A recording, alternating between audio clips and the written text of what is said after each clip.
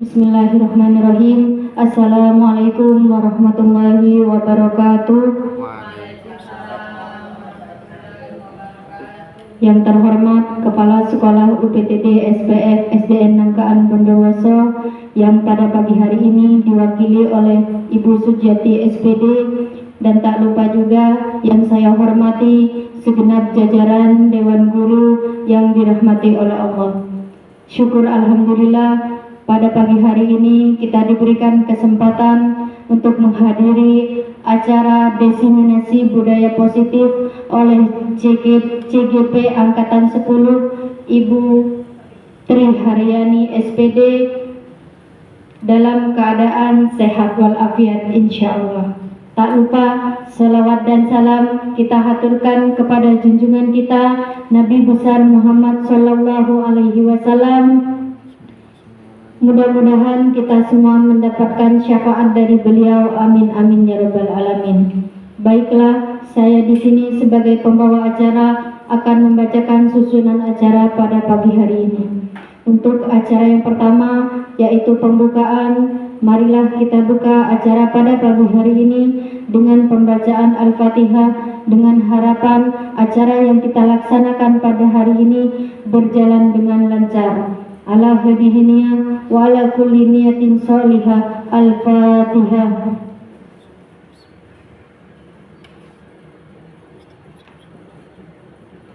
Untuk acara yang kedua yaitu sambutan dari Kepala Sekolah UPTD SPF SDN Nangkaan Bondowoso, yang dalam hal ini diwakili oleh Ibu Sujiati SPD.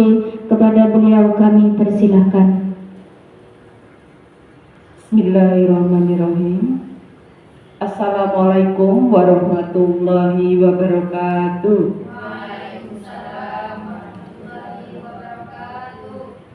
Pertama-tama marilah kita panjatkan puji syukur kehadirat Ilahi Robbi, karena di pagi yang cerah ini kita diberi kesempatan untuk mengikuti penyampaian guru CGP Angkatan ke-10 yang akan dibawakan oleh Ibu Tri Haryati, yaitu yang berjudul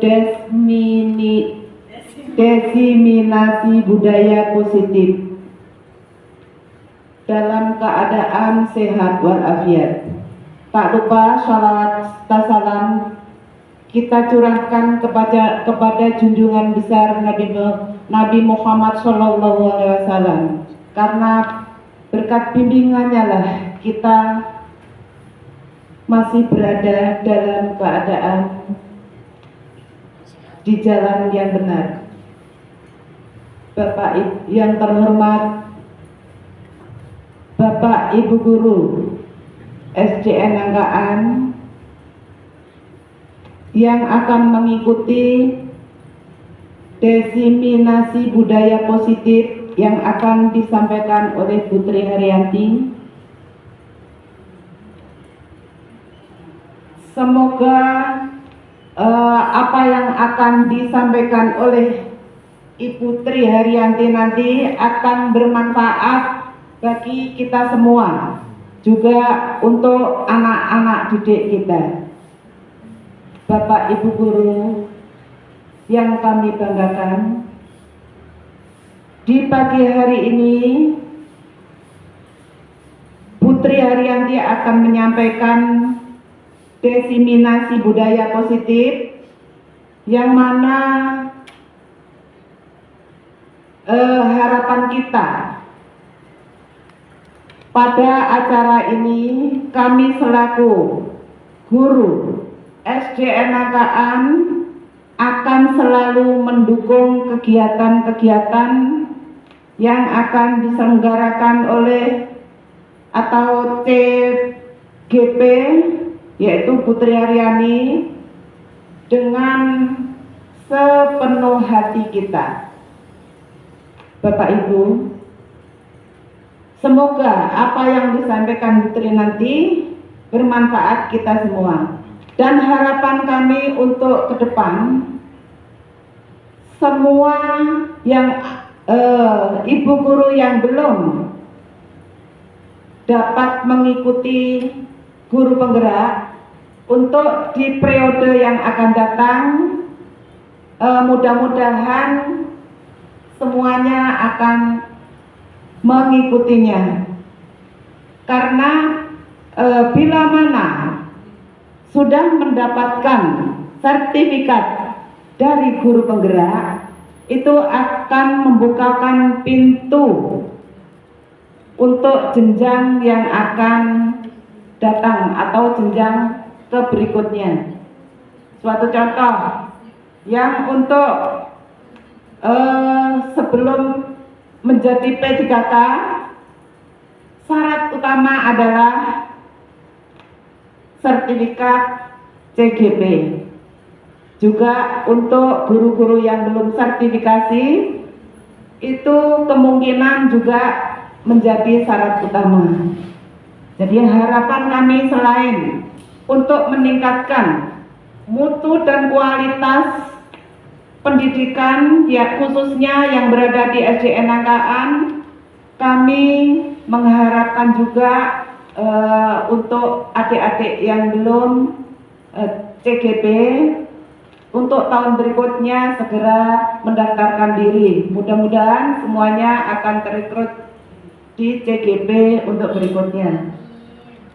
Lain dari itu, harapan kami untuk yang sudah CGP atau yang sudah mengikuti, yang sudah mendapatkan sertifikat seperti Ibu Ana, nah itu ilmu yang didapat tolong jangan sampai berhenti dari situ, dikembangkan supaya terwujud apa yang diinginkan dari guru CGP tersebut.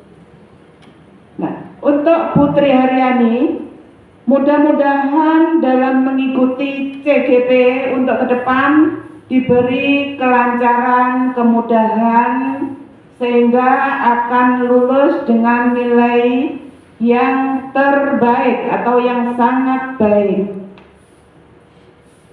Nah, harapan dari saya kiranya hanya itu. Mudah-mudahan apa yang saya sampaikan dapat bermanfaat untuk kita semua. Akhirul kata, wassalamualaikum warahmatullahi wabarakatuh. Terima kasih kami sampaikan untuk acara yang selanjutnya, yaitu penyampaian materi diseminasi budaya positif oleh CGP Angkatan 10 Putri Haryani SPD. Namun sebelum acara dimulai, saya selaku pembawa acara pamit undur diri. Apabila ada kesalahan dari awal sampai akhir, saya mohon maaf yang sebesar-besarnya. Wabillahi taufiq wal hidayah. Wassalamualaikum warahmatullahi wabarakatuh. Baik, Bapak Ibu, Assalamualaikum warahmatullahi wabarakatuh. Sampai saja Ibu ya, terima kasih saya sampaikan atas waktunya pada pagi hari ini bersedia mengikuti diseminasi pemahaman budaya positif.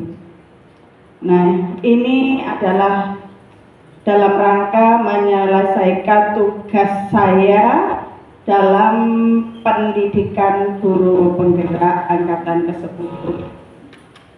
Semoga nanti apa yang saya sampaikan ini bisa bermanfaat untuk Bapak Ibu dan juga nantinya bisa memotivasi guru-guru yang lain supaya bisa menjadi guru penggerak juga. Oke, pada pagi hari ini kita temanya adalah budaya positif.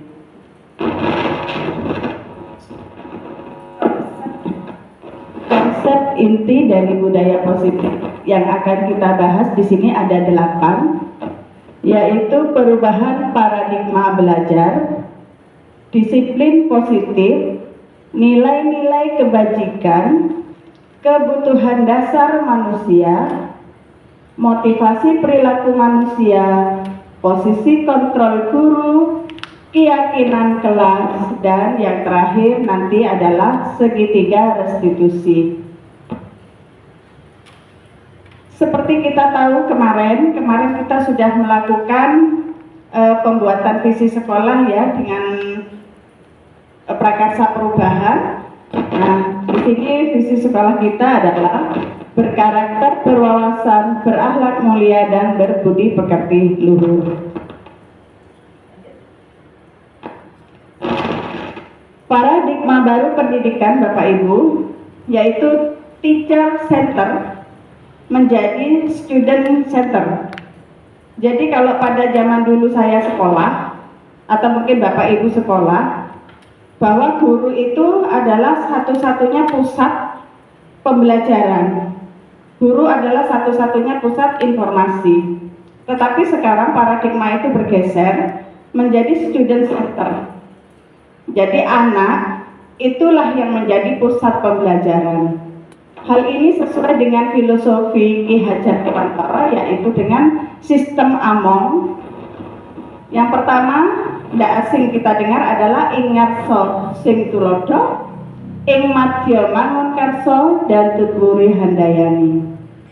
Jadi tujuan pendidikan menurut Ki Hajar Dewantara adalah menuntun segala kodrat anak, baik kodrat alam maupun kodrat zaman, agar mencapai keselamatan dan kebahagiaan setinggi-tingginya, baik sebagai manusia individu maupun sebagai warga masyarakat.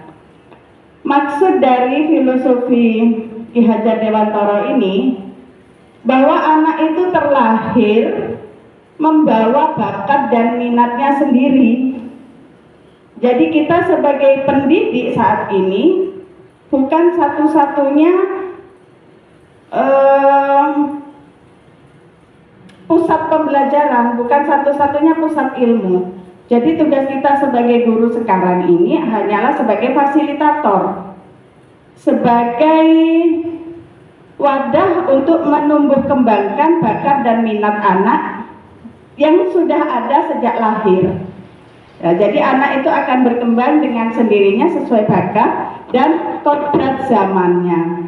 Jadi kalau anak zaman dulu tentunya akan berbeda dengan anak didik kita atau peserta didik kita pada zaman sekarang. Mereka itu sudah memiliki bakat, kita tinggal memoles sedikit ibaratnya kertas, kita tinggal memberikan tulisan-tulisan yang bagus agar nantinya bisa tumbuh dengan baik. Seperti halnya petani. Jadi petani itu memiliki banyak tanaman, tentu saja memperlakukan tanaman-tanaman itu akan berbeda antara jagung dengan padi, tidak bisa disamaratakan. Begitu juga kita dalam mendidik putra-putri kita, anak didik kita juga seperti itu, tidak bisa disamaratakan. Karena setiap anak memiliki bakat dan minat yang berbeda. Nah, pembelajaran saat ini dengan paradigma baru merupakan pembelajaran yang dirancang berdasarkan prinsip keberpihakan pada peserta didik untuk mewujudkan profil pelajar Pancasila. Jadi kita diharapkan itu berhamba pada murid, lebih berpihak pada murid. Apa yang dikatakan berhamba?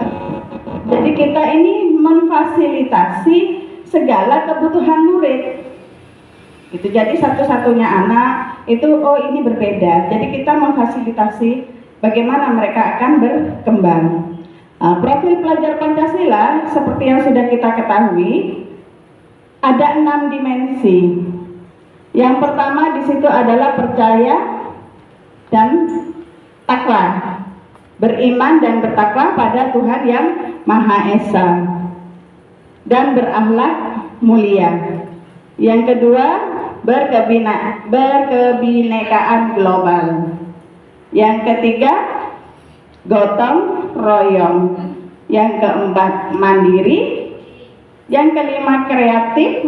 Dan yang keenam adalah bernalar kritis. Nah, ini saya rasa Bapak Ibu sudah menerapkan di kelas masing-masing sesuai dengan kurikulum Merdeka yang digaungkan oleh Kementerian Pendidikan dan Kebudayaan. Selanjutnya, disiplin positif. Apa sih disiplin positif? Disiplin positif adalah kata disiplin berasal dari disiplina yang artinya belajar. Disiplin mengacu pada disiplin diri yang memiliki tanggung jawab terhadap apa yang dilakukannya berdasarkan nilai-nilai yang diyakini. Disiplin positif merupakan salah satu cara menerapkan disiplin yang bertujuan untuk menumbuhkan kesadaran serta pembelajaran untuk anak didik kita tanpa adanya ancaman ataupun paksaan. Lanjut.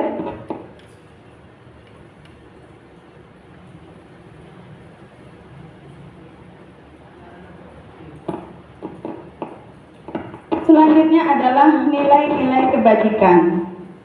Nilai kebajikan universal atau yang semua orang juga itu mengakui bahwa itu adalah sebuah kebajikan adalah nilai-nilai kebajikan yang disepakati bersama lepas dari suku bangsa, agama, bahasa maupun latar belakangnya. Nilai-nilai ini merupakan payung besar dari sikap dan perilaku kita, atau nilai-nilai ini merupakan fondasi kita berperilaku. Nilai-nilai kebajikan adalah sifat-sifat positif manusia yang merupakan tujuan mulia yang ingin dicapai setiap individu. Nah, contoh nilai kebajikan yang pertama adalah keterampilan hidup atau life skill. Nah, di sini dapat dipercaya lurus hati, pendengar yang aktif, tidak merendahkan orang lain, dan memberikan yang terbaik dari diri.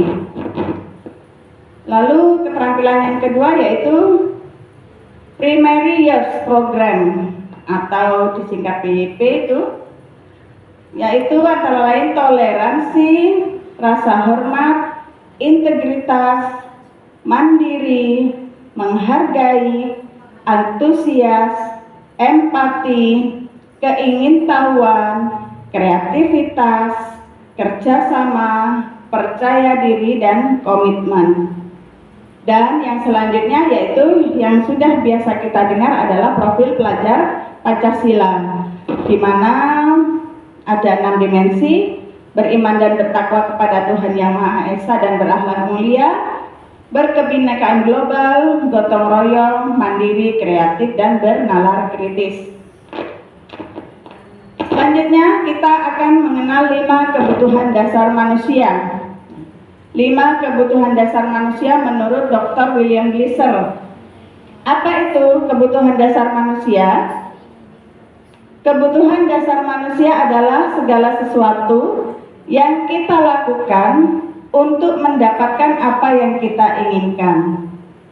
Seluruh tindakan yang kita lakukan memiliki tujuan tertentu, dan semua usaha terbaik yang kita lakukan adalah dalam rangka agar kebutuhan dasar kita terpenuhi dengan baik. Nah, 5 kebutuhan dasar itu adalah: yang pertama, kebutuhan untuk bertahan hidup.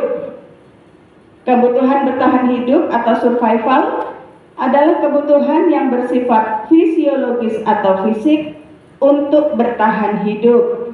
Misal, kesehatan, punya tempat tinggal, makan, dan sebagainya. Lalu yang kedua adalah kasih sayang dan perasaan diterima. Kebutuhan ini dan 3 kebutuhan berikutnya adalah kebutuhan psikologis.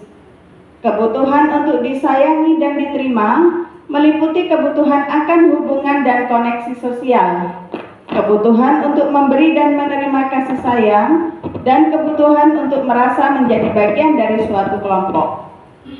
Kebutuhan ini juga meliputi keinginan untuk tetap terhubung dengan orang lain, seperti teman, keluarga, pasangan hidup, teman kerja, binatang peliharaan, dan kelompok di mana kita bergabung. Jadi kasih sayang itu masuk ke dalam 5 kebutuhan dasar manusia.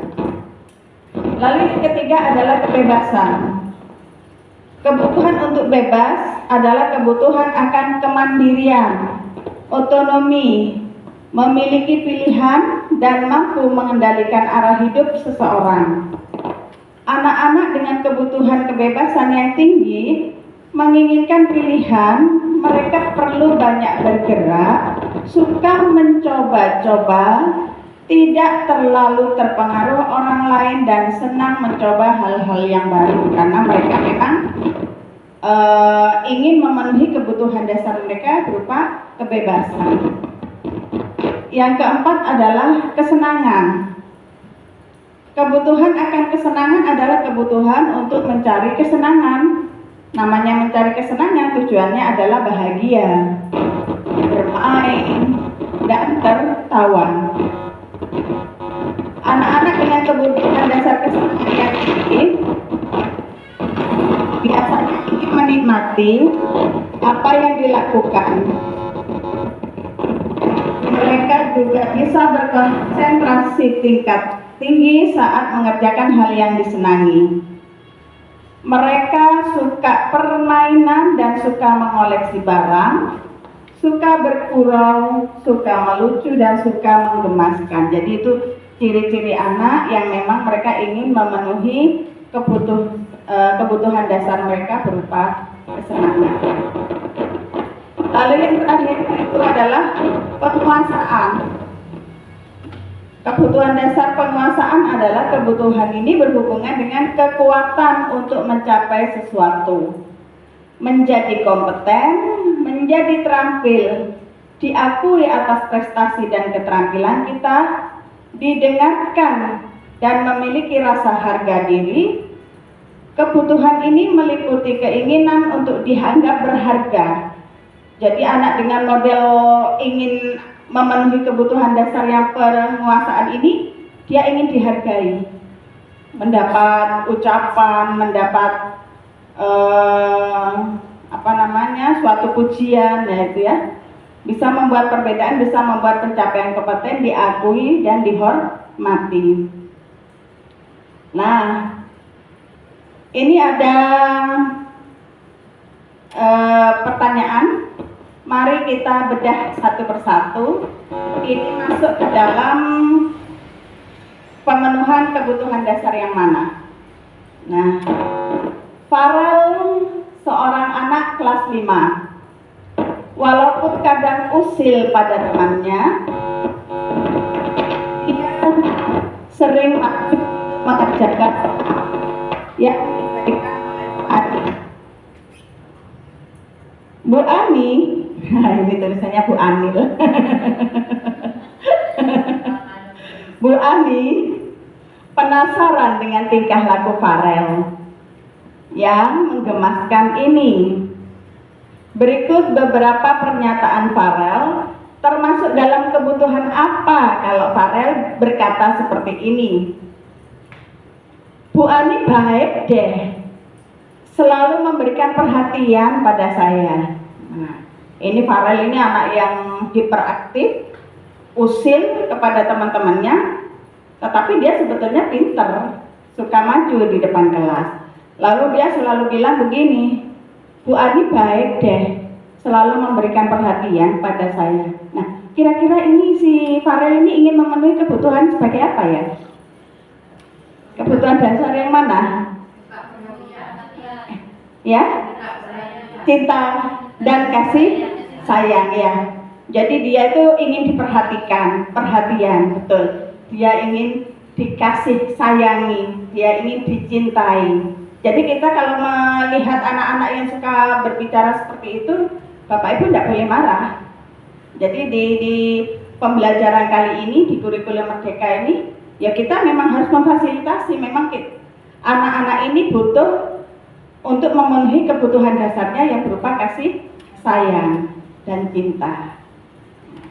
Ya untungnya kita ngajarnya di kelas SD ya Bu ya.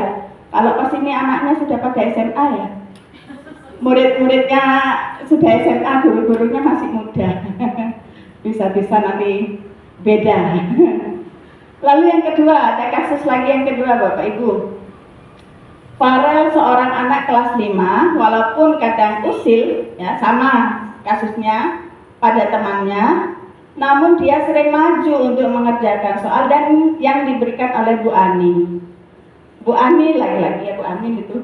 Bu Ani penasaran dengan tingkah laku Farel yang menggemaskan ini. Nah, berikut beberapa pernyataan Farel termasuk dalam kebutuhan apa. Di sini Farel, aku hebat kan? Bisa mengerjakan soal yang ibu buat. Kira-kira ini masuk kebutuhan dasar yang mana ya yang ingin dipenuhi oleh Farel? Kalau ingin dipuji, ingin dihargai, berarti masuk ke Cinta kasih sayang. Kesenangan. Cinta kasih sayang. Pak, ya. Iya, betul. Masuk ke pasangan. Ya. Jadi, dia ingin diakui. Ingin diakui prestasinya. Jadi dia ingin diakui prestasinya, ingin diakui bahwa dia mampu. Jadi dia butuh pujian. Nah, ini berarti dia ingin terpenuhi kebutuhan dasarnya yang berupa penguasaan. Kasus selanjutnya, sama kasusnya, Farel itu anak kelas 5 yang hiperaktif, yang suka usil, namun dia itu rajin dan selalu mengerjakan atau selalu maju ke kelas ke depan untuk menjawab pertanyaan dari Bu Guru. Lalu dia berkata begini, saya senang ketika Bu Ani memberikan kesempatan pada saya untuk mengerjakan soal di depan kelas. Nah, ini sudah ada clue-nya, kata senang. Nah, berarti di sini Farel ingin memenuhi kebutuhannya di kesenangan, kebutuhan dasar kesenangan. Jadi dia ingin, wah aku senang, kebutuhan dasarnya terpenuhi. Lanjut, nah, soal yang berikutnya, kasus berikutnya, sama Farel, anak yang usil, namun dia terampil, dia sering tampil dan mengerjakan soal. Namun dia berkata begini, Bu Ani belajar di kelas kurang asik. Bu Ani belajar di kelas kurang asik, katanya. Saya ingin belajar di dekat lapangan saja. Saya ingin menikmati udara yang segar. Bu Ani ngajarnya gak asik. Enak lah. Berarti dia ingin memenuhi kebutuhan dasarnya yang berupa kebebasan. Dia ingin, ya memang seperti itu. Kita tidak boleh memaksakan, hei, kamu harus di sini, harus mengikuti Bu Guru. Itu sekarang sudah tidak zamannya pembelajaran seperti itu. Jadi betul-betul kita harus memfasilitasi apa yang dibutuhkan oleh murid. Jadi istilahnya menghamba pada murid, Bapak Ibu. Itulah yang diharapkan oleh pendidikan saat ini sesuai dengan filosofi Ki Hajar Dewantoro. Selanjutnya kita masuk tema teori motivasi. Teori motivasi di sini ada dua. Motivasi yang berasal dari ekstrinsik dan motivasi yang berasal dari dalam atau intrinsik. Motivasi ekstrinsik ada dua. Yang pertama adalah menghindari ketidaknyamanan atau hukuman, dan yang selanjutnya adalah mendapatkan penghargaan atau imbalan dari orang lain. Ini maksudnya begini, kita, anak didik kita, terkadang melakukan sesuatu itu bukan atas dasar kemauan kita, bukan atas dasar anak didik kita itu senang, bukan. tetapi lebih kepada menghindari ketidaknyamanan atau hukuman. Betul apa tidak, Ibu? Terkadang anak didik kita aku harus membuat mengerjakan tugas karena aku takut dimarahi bu guru, ya kan? Karena aku takut nanti aku disetrap. Nah, kalau zaman dulu seperti itulah. Mereka mau mengerjakan itu, tetapi bukan dari dalam dirinya, tapi demi menghindari ketidaknyamanan atau menghindari hukuman. Ini yang dimaksud dengan motivasi ekstrinsik. Daripada aku nanti dihukum, ya sudahlah, aku lakukan itu. Kita sendiri pun sebagai seorang guru terkadang melakukan sesuatu itu daripada nanti aku dimarahi, daripada aku nanti diskors, maka kita melakukan sesuatu hal. Itu adalah motivasi ekstrinsik, menghindari ketidaknyamanan. Lalu yang kedua, mendapatkan penghargaan atau imbalan dari orang lain. Anak-anak juga sering seperti itu. Wah, kalau aku mengerjakan PR nilai bagus, aku nanti dapat hadiah dari bu guru. Nah, itu berarti bukan dari dalam diri dia. Dia hanya ingin mendapatkan imbalan. Kelemahannya apa? Kalau nanti sekali-kali guru tersebut tidak memberikan hadiah, tidak memberikan reward, maka anak itu akan kembali kepada aslinya, kepada istilahnya tabiat aslinya, gitu loh. Jadi dia melakukan suatu kebaikan itu hanya untuk mendapatkan imbalan atau penghargaan. Nah, berbeda dengan motivasi intrinsik, motivasi yang memang lahir dari dalam diri seseorang sendiri, lahir dari dalam diri anak itu sendiri, yaitu untuk menjadi orang yang mereka inginkan dan menghargai diri sendiri dengan nilai-nilai yang mereka yakini. Jadi anak itu melakukan sesuatu karena atas dasar keyakinannya sendiri. Contoh, aku kalau datang terlambat, beda ya, kalau kata-katanya begini, aku kalau terlambat nanti aku dimarahi sama kepala sekolah. Nah, itu berarti dia motivasinya dari luar, ekstrinsik, karena dia menghindari ketidaknyamanan, menghindari hukuman. Tapi akan berbeda jika dia begini, kalau aku terlambat, nanti aku kan tidak bisa mendapatkan pelajaran, aku ketinggalan. Nah, itu berarti itu datang dari dalam diri anak itu sendiri. Itu yang dimaksud dengan motivasi intrinsik. Jadi anak itu sadar, yakin dengan apa yang dia lakukan. Selanjutnya, posisi kontrol guru. Nah, ini ada beberapa miskonsepsi tentang teori kontrol. Kalau dulu berilusi guru mengontrol anak didik. Nah, ini ya paradigma perubahan saat ini. Selain yang tadi sudah saya sebutkan tentang pendidikan, paradigma perubahan yang kedua adalah tentang teori kontrol. Ada beberapa miskonsepsi. Yang pertama, ilusi bahwa guru mengontrol anak itu keliru atau tidak benar. Yang kedua, ilusi bahwa semua penguatan positif, efektif dan bermanfaat untuk anak itu juga tidak benar.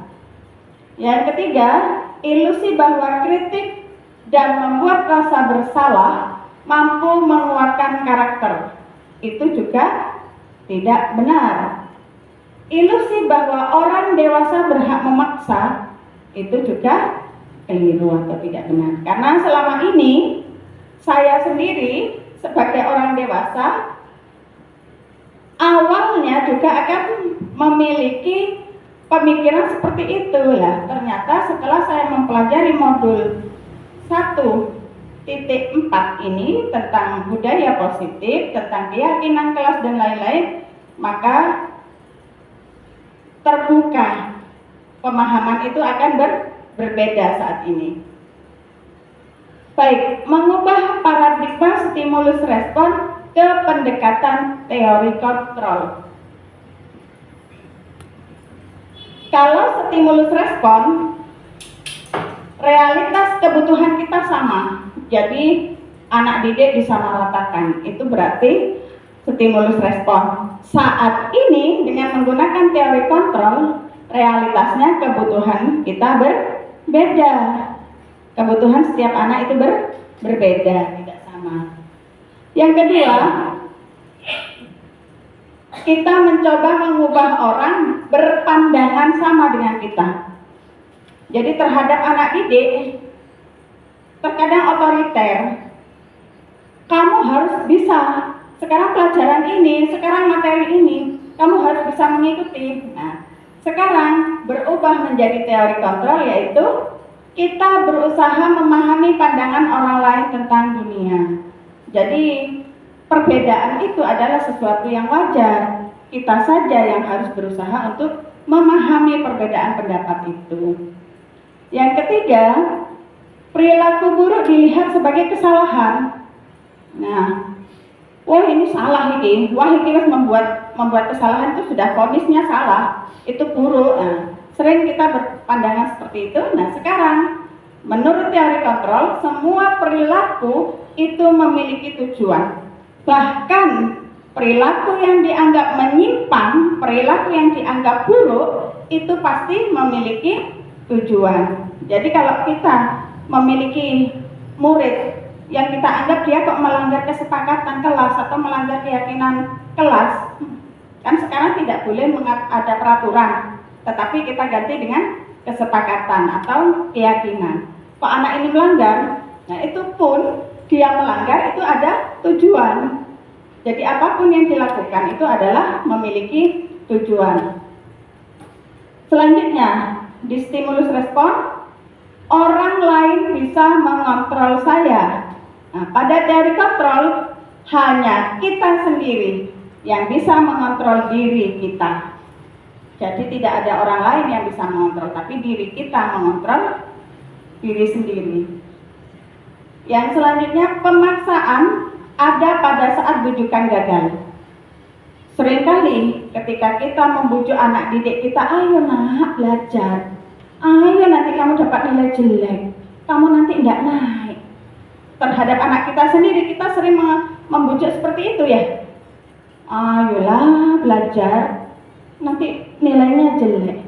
Tetapi ketika bujukan itu gagal, seringkali kita melakukan pemaksaan dengan yang nadanya tinggi, nada keras. Nah, sekarang berubah pada teori kontrol, yaitu kolaborasi dan konsensus menciptakan pilihan-pilihan baru.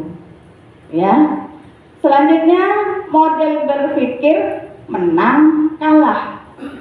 Nah, jadi kalau aku bisa membujuk dia untuk melakukan sesuatu sesuai keinginan saya, aku menang, dia kalah, seperti itu. Tetapi pada teori kontrol, model berpikir menang sama menang atau win-win solution. Lanjut. Nah, ada 5 posisi kontrol guru, yaitu nanti mudah-mudahan kita sama-sama bisa menerapkan di kelas kita masing-masing ya. Jadi kita bedah bersama apa 5 posisi kontrol guru. Yang pertama adalah sebagai penghukum. Nah, nanti kita lihat kita selama ini ada di posisi yang mana di dalam menghadapi murid kita ya. Yang pertama adalah penghukum. Lalu pembuat rasa bersalah. Nah, yang ketiga teman. Yang keempat pemantau. Dan yang kelima adalah manajer. Lalu seperti apa sih posisi penghukum ini? Seperti apa sih posisi kontrol pembuat rasa bersalah? Sebagai teman, sebagai pemantau, ataupun sebagai manajer. Atau kita mungkin pernah melakukan dua-duanya, 5-5-nya dalam sekali waktu menghadapi anak-anak yang terkadang melanggar kesepakatan, melanggar keyakinan kelas. Mari kita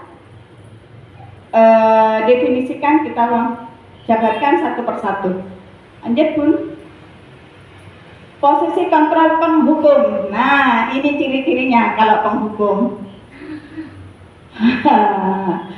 Mungkin ya kita sendiri selama ini pernah menjadi atau pernah melakukan posisi kontrol sebagai penghukum. Yang pertama adalah berbicara dengan nada tinggi. Yang kedua, berkacak pinggang kepada murid. Yang ketiga, menyakiti dan menyindir. Dan yang keempat, memberi hukuman berupa fisik dan psikis. Nah, kamu sering terlambat, mesti ya. Kita terkadang tidak sadar telah memposisikan diri kita sebagai penghukum bagi anak didik kita. Nah, kamu jangan ngerjakan PR. Ayo berdiri di depan kelas sampai istirahat. Itu tidak sadar kita bahwa kita sudah melakukan posisi kontrol sebagai penghukum. Hai, kamu tidak lengkap ya ketika hari Senin. Ayo berdiri di sini. Itu juga sudah melakukan posisi kontrol sebagai penghukum, Bapak Ibu. Jemur. Apa dampaknya Bapak Ibu? Ini dampaknya nanti anak didik kita akan memberontak. Memang dia tidak memberontak secara langsung, tetapi dalam jiwa dia, kita sudah menanamkan jiwa pemberontak. Karena mungkin dia sering terlambat karena ada hal-hal yang tidak kita tanyakan kepada siswa kita, kenapa dia sering terlambat. Ya, sering kadang anak-anak didik kita lupa tidak pakai dasi ketika upacara. Itu harusnya kita tidak langsung, wah, jemur, tidak lengkap, ya, seperti itu ya. Lalu yang kedua, anak didik kita menjadi pendendam. Memang mereka tidak mengatakan atau melakukan kekerasan fisik kepada kita sebagai guru, tetapi dalam hati dia ada sedikit rasa dendam karena telah dipermalukan, dipermalukan di depan teman-temannya, di depan umum. Yang ketiga, anak didik tidak menyukai guru atau mata pelajaran yang diampu. Ini yang sering terjadi. Iya, yang ada anak didik kita kalau sudah tidak suka, seringkali melanggar, sudah tidak akan semangat lagi mengikuti pelajaran kalau sudah ada rasa netting, ya istilahnya sekarang negative thinking kepada gurunya.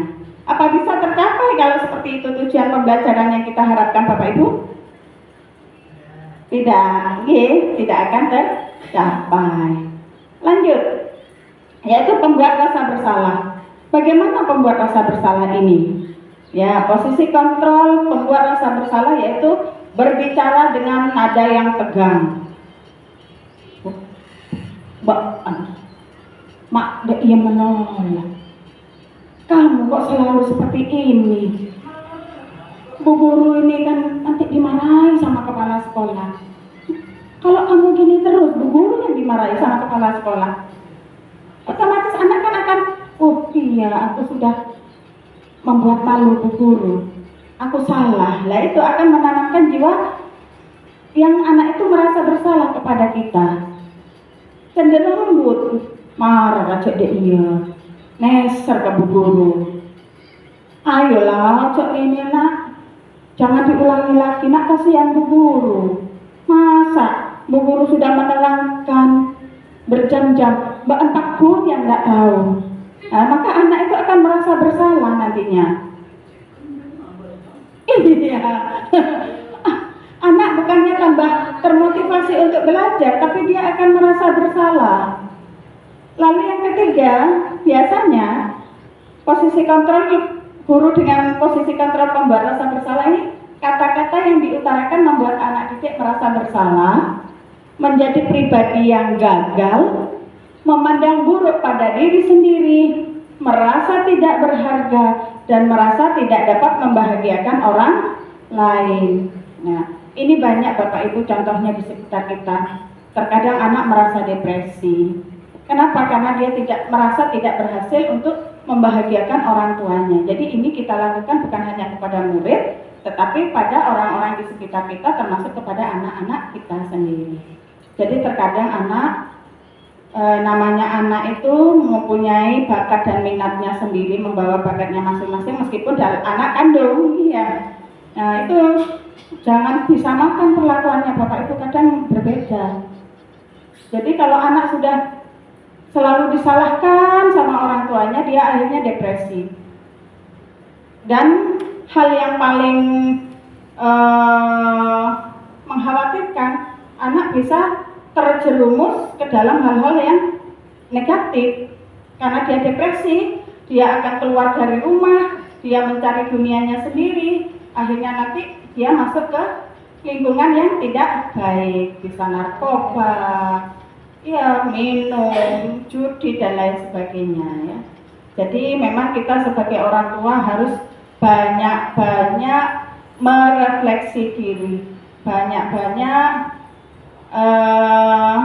ibaratnya itu membuka diri, merefleksi diri, apa sih yang sudah kita lakukan ini benar? Apakah yang selama ini kita sebagai pendidik yang kita berikan kepada anak-anak, cara kita mengajar ini sudah benar apa tidak? Sudah sesuai dengan filosofi Ki Hajar Dewantara apa tidak? Nah, itu yang harus banyak-banyak kita apa istilahnya Bu ya? Kalau merefleksi itu apa istilahnya? Introspeksi pada diri kita sendiri. Dampaknya apa?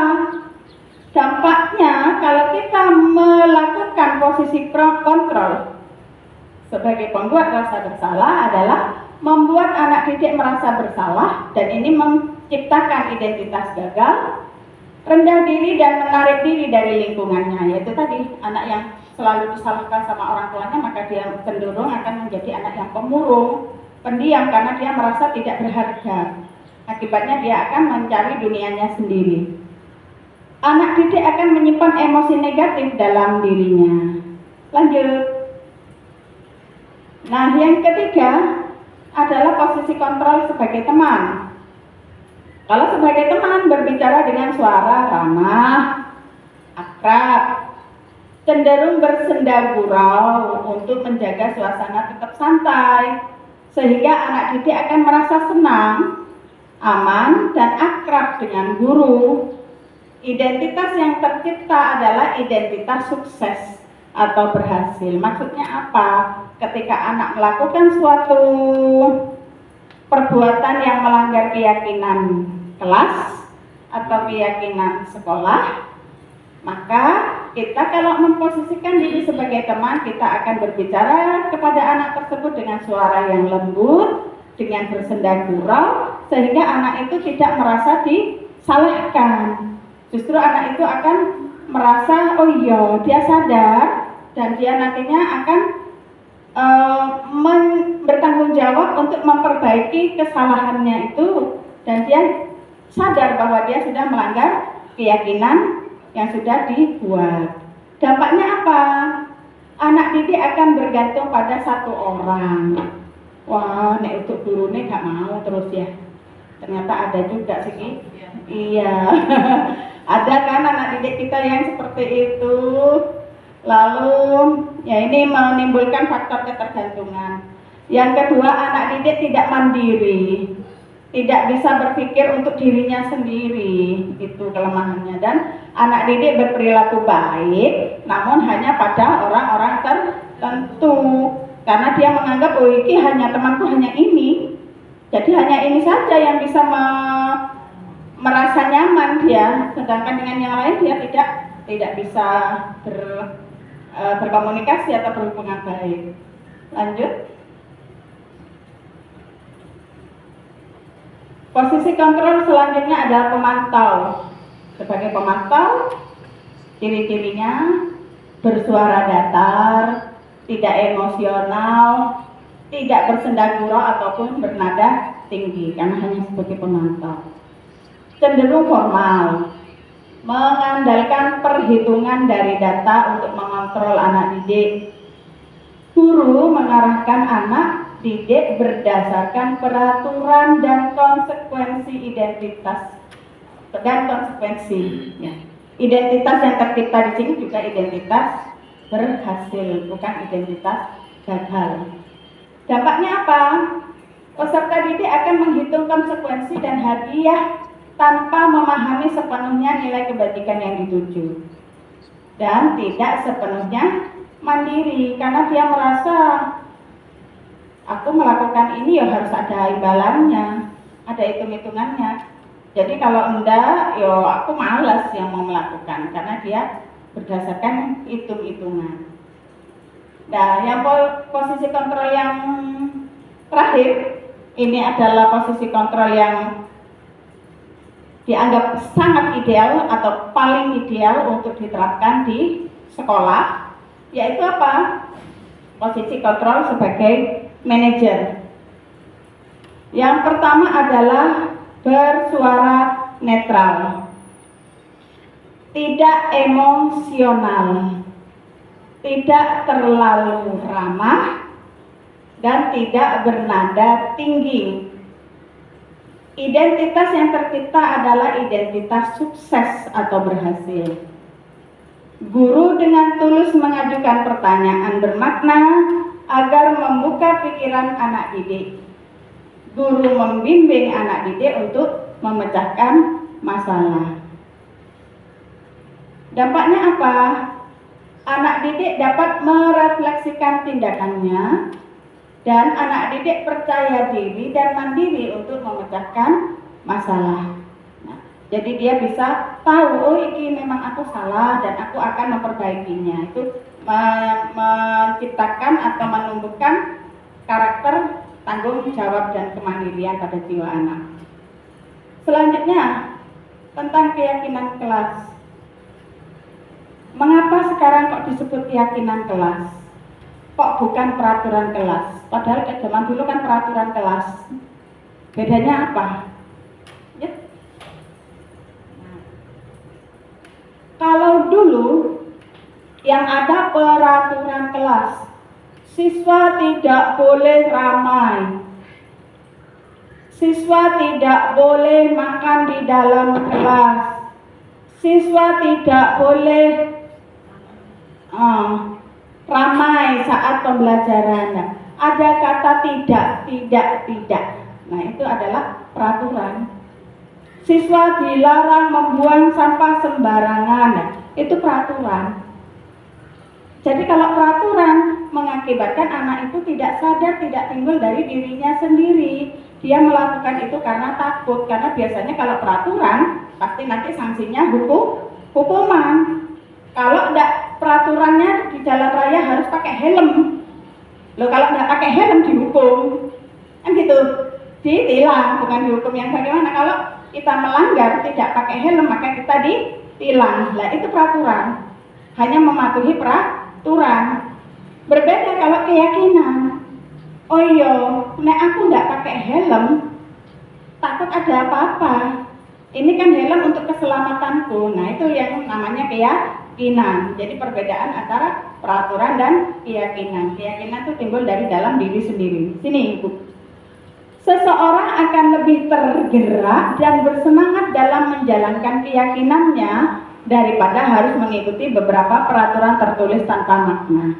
Jadi kalau keyakinan, meskipun tidak ditulis karena mereka sudah meyakini, aku harus pakai helm demi keselamatan. Sama halnya dulu COVID, ketika COVID, aku harus pakai masker demi keselamatan. Itu berarti keyakinan. Demi kesehatan, itu berarti keyakinan. Berbeda apabila aku harus pakai masker, nanti kalau tidak pakai masker, ditangkap Pol PP. Nah, itu namanya dia takut sama peraturan, bukan dari dalam dirinya sendiri. Guru membuat kesepakatan bersama anak didik untuk mewujudkan keyakinan kelas. Keyakinan kelas berupa pernyataan universal yang mudah diingat, dipahami, dan harus diterapkan dalam lingkungan sekolah. Jadi sekarang istilahnya keyakinan, Ibu. Bukan, kalau dulu kita kan kesepakatan, ya. Tapi itu sama. Cuman kalau keyakinan ini kan intinya nanti timbul dari diri peserta didik, kita melibatkan, meskipun kesepakatan kelas pun kita kan juga melibatkan murid, sehingga timbul nanti ke suatu kesepakatan, suatu keyakinan yang sesuai dengan karakter siswa kita di kelas masing-masing. Nah ini ya, pembentukan keyakinan kelas berupa pernyataan universal, dibuat dalam pernyataan positif. Jadi tidak ada kata tidak karena pernyataan positif. Tidak perlu banyak agar mudah diingat. Berbeda dengan peraturan. Kalau peraturan pasal sekian ya. Kalau keyakinan tidak usah banyak-banyak, apalagi untuk kelas rendah, yang simple tetapi mudah diingat dan bisa dijalankan, bisa dilaksanakan bersama. Disesuaikan dengan kondisi kelas, sekolah, sehingga mudah untuk diterapkan. Semua warga sekolah dilibatkan saat membuat keyakinan kelas. Lanjut.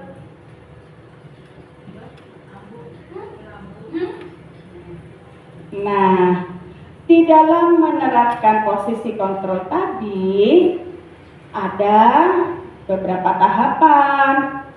Tadi kan posisi kontrol sebagai manajer ya. Ada berapa tadi posisi kontrol? 5. Ada 5. Apa saja? Yang pertama sebagai penghukum yang selalu memberi hukuman apabila ada siswa yang dianggap melanggar keyakinan kelas. Lalu yang kedua sebagai pembuat rasa bersalah atau pembuat kesalahan. Yang ketiga sebagai teman, sebagai teman, dan ini memunculkan identitas sukses juga. Lalu yang ketiga, yang keempat sebagai pemantau, sebagai pemantau. Ya, sebagai pemantau juga menimbulkan identitas sukses. Yang kelima adalah sebagai manajer yang paling ideal. Jadi harapannya nanti Bapak Ibu guru di dalam menghadapi siswa-siswinya itu memposisikan diri sebagai manajer, sehingga anak didik kita merasa nyaman, merasa senang belajar, sehingga apa yang diharapkan untuk kemajuan sekolah sesuai dengan visi yang kita buat bersama itu nanti bisa terlaksana dengan baik. Selanjutnya yang terakhir adalah segitiga restitusi. Segitiga restitusi adalah suatu proses dialog yang dijalankan agar dapat menghasilkan anak didik yang mandiri dan bertanggung jawab. Nah, jadi kita dalam menghadapi atau menangani siswa yang bermasalah, nah kita melakukan 3 tahapan ini yang dikatakan restitusi. Jadi bukan hukuman. Sekarang kita melakukannya dengan restitusi. Apa saja 3 tahapan tersebut? Ya, lanjut. Yang pertama, menstabilkan identitas. Nah, menstabilkan identitas. Bagaimana? Kita sadar bahwa membuat kesalahan adalah bagian dari proses pembelajaran. Jadi, prinsip kita melakukan tindakan menstabilkan identitas adalah berprinsip bahwa membuat kesalahan adalah bagian dari proses pembelajaran. Biasanya guru-guru yang melaksanakan atau melakukan tindakan menstabilkan identitas ini memberikan pertanyaan-pertanyaan sebagai berikut. Berbuat salah, ya, berbuat salah itu wajar sih, ya. Tapi lain kali jangan diulangi lagi ya. Bisa seperti itu. Atau tidak ada manusia yang sempurna.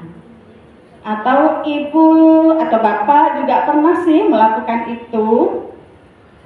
Bapak ibu tidak mau mencari siapa yang salah, tapi ibu atau bapak ingin mencari solusi dari permasalahan ini. Nah, itu kata-kata yang biasa diucapkan oleh guru yang melakukan tahapan menstabilkan identitas. Yang selanjutnya adalah validasi tindakan yang salah. Berdasarkan prinsip setiap perilaku berupaya memenuhi suatu kebutuhan tertentu.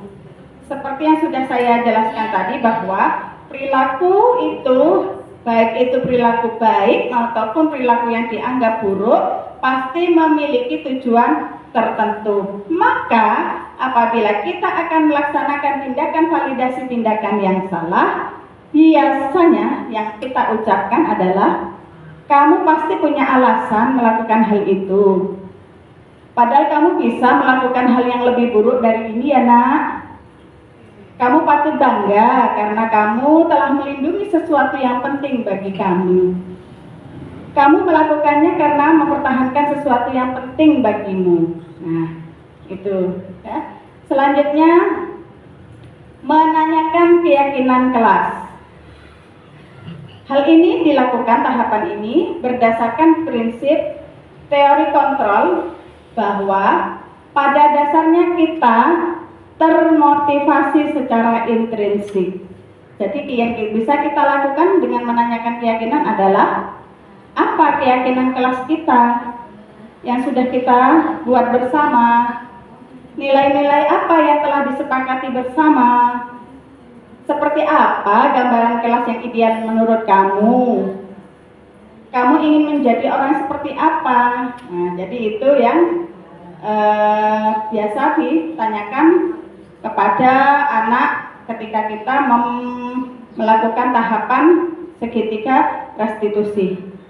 Untuk lebih jelasnya, marilah kita saksikan video yang tempo hari sudah saya buat dan ini sudah saya unggah di YouTube.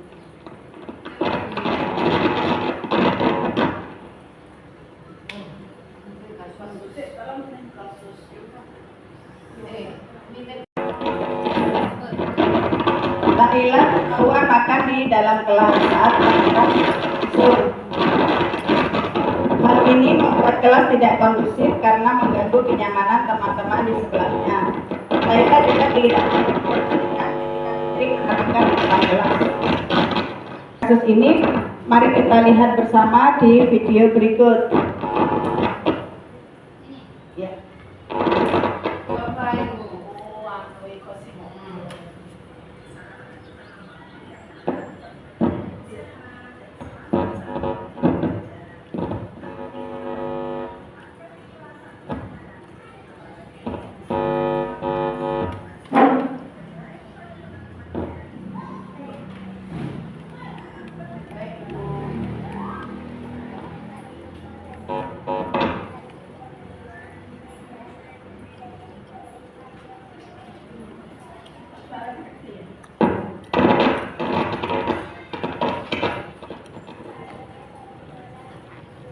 Sampai malam masih ikut ibu belanja. Oh ya, lain kali kalau ikut ibu belanja jangan malam-malam ya nak. Iya bu. Lalu ingat nggak Laila tentang keyakinan kelas yang sudah kita buat bersama? Ingat bu. Coba sebut apa aja. Datang lebih awal, berdoa sebelum belajar, saling menghormati, tertib dalam pembelajaran. Oke, betul sekali. Menurut Laila yang dilakukan tadi melanggar keyakinan yang mana? Tertib dalam pembelajaran. Betul sekali. Lantas tindakan apa yang akan Laila lakukan agar hal itu tidak terulang lagi nak? Saya tidak akan makan di dalam kelas saat pembelajaran dan saya akan bangun lebih pagi bu agar bisa sarapan di rumah dan tidak mengganggu teman yang lain.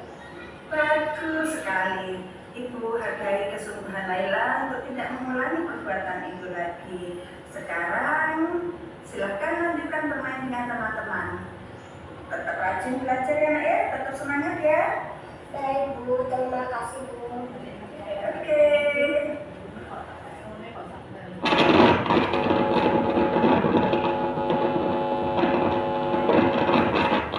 Ketiga, restitusi apabila kita menyelesaikan permasalahan yang kita hadapi terhadap murid-murid kita. Jadi tidak ada lagi hukuman, tidak ada lagi pembuat rasa bersalah. Jadi kita harus bisa memposisikan diri sebagai teman, pemantau ataupun manajer, karena itulah yang bisa menimbulkan identitas sukses atau keberhasilan pada murid kita. Dan syukur alhamdulillah apabila kita selalu bisa konsisten menerapkan posisi kontrol sebagai manajer, sehingga tidak ada lagi murid kita yang merasa bersalah, dendam, ataupun nantinya malas untuk pergi ke sekolah. Demikian yang bisa saya sampaikan. Kurang lebihnya mohon maaf apabila di dalam penyampaian materi tadi ada kesalahan, ada kekurangan, karena sebagai manusia kita memang banyak kekeliruan. Semoga apa yang saya sampaikan nanti ini tadi bermanfaat untuk teman-teman, terutama teman-teman yang ayo ikut sama-sama nantinya tergerak hati untuk melakukan perubahan-perubahan, inovasi-inovasi di dalam kelas sehingga pembelajaran lebih bermakna dan bergerak membuat suatu perubahan sehingga bisa menggerakkan orang-orang di sekeliling kita untuk menjadi lebih baik lagi. Wabillahi taufiq wal hidayah. Wassalamualaikum warahmatullahi wabarakatuh.